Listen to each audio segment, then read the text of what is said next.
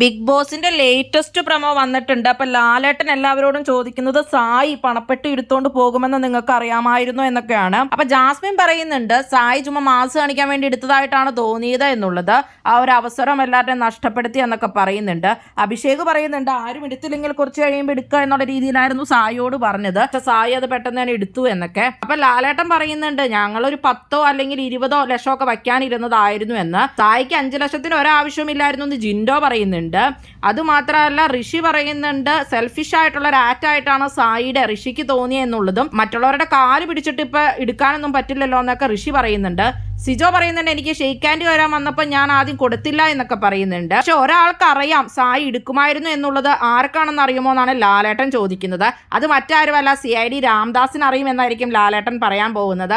അതിന് മുമ്പ് ഒരു പ്രമോ വന്നിട്ടുണ്ടായിരുന്നല്ലോ, CID രാംദാസ് ലാലേട്ടന്റെ മൊബൈലിലേക്ക് എടുക്കുന്നൊക്കെ പറഞ്ഞ് മെസ്സേജ് ചെയ്യണമായിട്ടുള്ളത്. ആ സംഭവമായിരിക്കും അപ്പോൾ ഉദ്ദേശിക്കുന്നതെന്നാണ് തോന്നുന്നത്. അല്ലാതെ അവിടെ ആരും സായി എടുക്കുമെന്ന് പ്രതീക്ഷിച്ചിട്ടില്ല. പിന്നെ സിജോയോടാണ് സായി എപ്പോഴും പറഞ്ഞുകൊണ്ടിരുന്നത്, അത് ആണ് വേറെ ഉള്ളൂ.